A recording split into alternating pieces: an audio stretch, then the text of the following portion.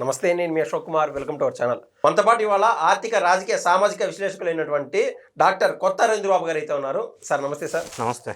Sir, ఓవరాల్గా YCP వాళ్ళు ఈ మధ్యకాలంలో ఏదైతే జగన్మోహన్ రెడ్డి గారు మావిగన్ అనేటువంటి ఒక సరికొత్త పదాజాలాన్ని తీసుకొచ్చారో, ఆ క్రమంలో ఏదేమైనా కూడా దాంట్లో ఏమన్నా లాజిక్ ఉన్నది ఏమన్నా మనం ఆలోచన చేసేటువంటి ప్రయత్నం చేస్తే వైసీపీ వాళ్ళు ఏమైనా డిపెండ్ చేసుకున్నారంటే 2,00,000 కోట్ల రూపాయల మేర అమరావతికి మనం ఎందుకు సరికొత్తగా ఇన్వెస్ట్మెంట్ పెట్టాలా, జగన్ గారు థాట్ అద్భుతంగా ఉండాలి అని చెప్పి వాళ్ళు చెప్తున్నారు. సార్, 2,00,000 కోట్ల మేర ఇన్వెస్ట్మెంట్ పెడతాందా రాష్ట్ర ప్రభుత్వం?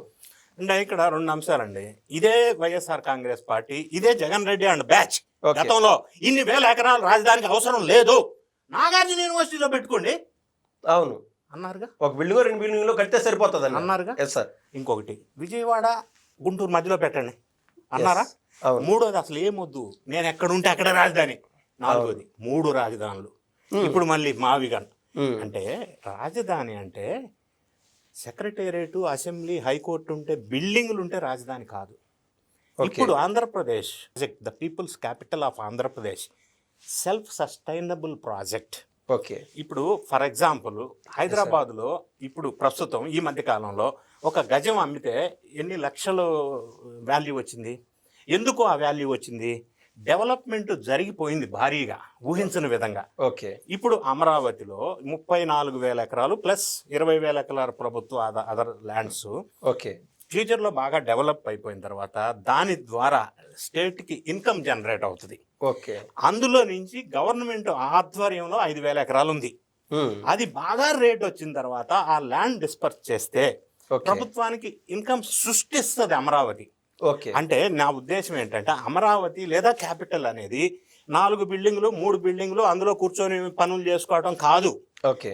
అది self sustainable, self financing. Okay. ఒక సిస్టమ్ గ్రోత్ ఇంజన్ కావాలి. అంటే అందులో నుంచి సంపద సృష్టి జరగాలి. ఓకే.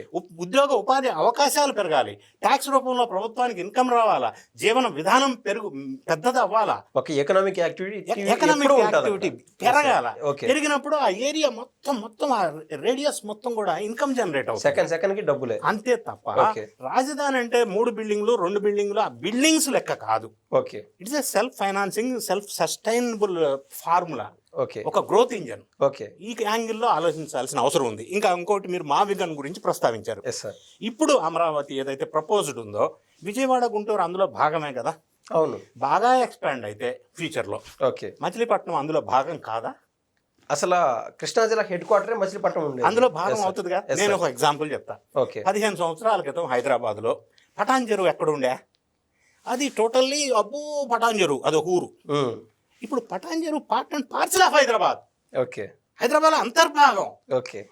నగరాలు, రాజధానులు బాగా ఫ్యూచర్లో అభివృద్ధి చెందుతూ పోతూ ఉంటే, ఎక్స్పాండ్ అవుతూ పోతుంటే మచిలీపట్నం లాంటి నగరాలు ఎన్నో ఇందులో అంతర్భాగం అవుతాయి.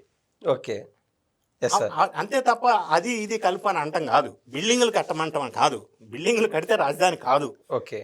అందులో ఇన్ని రకాల అంశాలు ఉన్నాయి.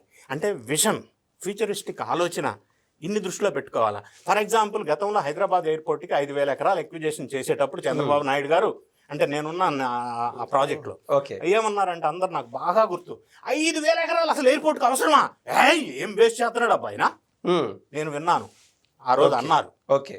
మరి ఈరోజు హైదరాబాద్ ఇంటర్నేషనల్ ఎయిర్పోర్ట్ 5,000 ఎకరాలు ఉంది కాబట్టి ఎక్స్పాన్షన్ ఎంత అనుకుంటే అంత ఎక్స్పాన్షన్ అవుతుంది. కానీ బెంగళూరు ఎయిర్పోర్ట్ అప్పట్లోనే కట్టారు అదే టైంలో. ఇప్పుడు అది ప్లేస్ సరిపోక ఇంకొక ఎయిర్పోర్ట్ కట్టాలంటే స్థలం దొరక్క 10 ఏళ్ల నుంచి ఎదురు చూస్తున్నారు. ముంబై ఎయిర్పోర్ట్ ఫుల్ అయిపోయి, అంటే రష్ అయిపోయి ఇంకొక ఎయిర్పోర్ట్ మళ్ళీ ఇప్పుడు స్టార్ట్ చేసుకున్నారు. కానీ హైదరాబాద్లో అప్పట్లో 5,000 ఎకరాలు పెట్టుకుంటే అక్విజిషన్ చేసి ఇప్పుడు ఎంత ఎక్స్పాన్షన్కి, అంటే దాన్ని విజన్ అంటారు. ఫ్యూచరిస్టిక్ ఆలోచనతో ముందుకెళ్తే భవిష్యత్తులో అవసరం ఎలా ఉండాలి అది ఇప్పుడు ఆలోచించాలా.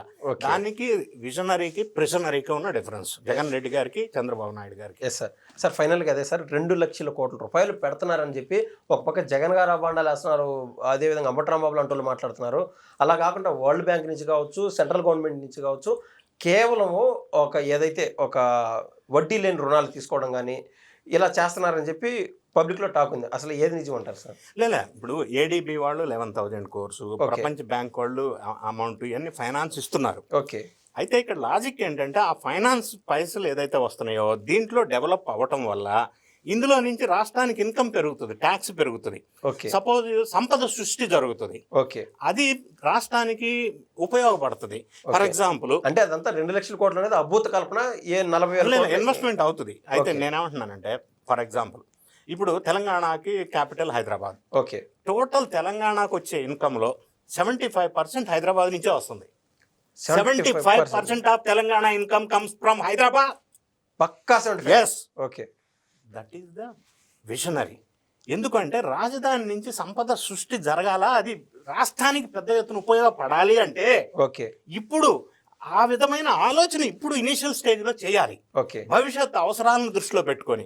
అంతే తప్ప ఇక్కడ అక్కడ 2 బిల్డింగ్లు కట్టు అంటే అది రాజధాని అంటే దాని వల్ల ఉపయోగం ఏంటి? ఓకే ఎక్కడ జనరేట్ అవుతుంది ఇన్కమ్? ఎస్ అవ్వాలి అంటే ఇవన్నీ అవ్వాలి. ఇప్పుడు ఫర్ ఎగ్జాంపుల్ అమరావతిలో 3 షిఫ్ట్లో 20,000 మంది పనిచేస్తున్నారు. ఓకే రాబోయే రోజుల్లో గవర్నమెంట్ ఆఫీసెస్ అన్న అమరావతికి షిఫ్ట్ అయితే, ఎంప్లాయీస్ అందరూ అక్కడికి షిఫ్ట్ అయితే, అక్కడికి బిజినెస్ పరంగా హోటల్స్ కానీ ఎడ్యుకేషనల్ ఇన్స్టిట్యూషన్స్ కానీ ఇవన్నీ మూవ్ అయితే ఓకే అప్పుడు ప్రజల నివాసం ఉంటూ ఉంటే ట్యాక్స్ రూపంలో ఉద్యోగ ఉపాధి అవకాశాలు, ఇన్కమ్ జనరేట్ అవుతుంది. సెల్ఫ్ ఫైనాన్సింగ్ అది గ్రోత్ ఇంజిన్ అంటే ఆ విధమైన ఆలోచన చేయాలి. అంతే తప్ప అక్కడ పెట్టి ఇక్కడ పెట్టి ఇదో baseless allegation. Thank you so much. Thank you.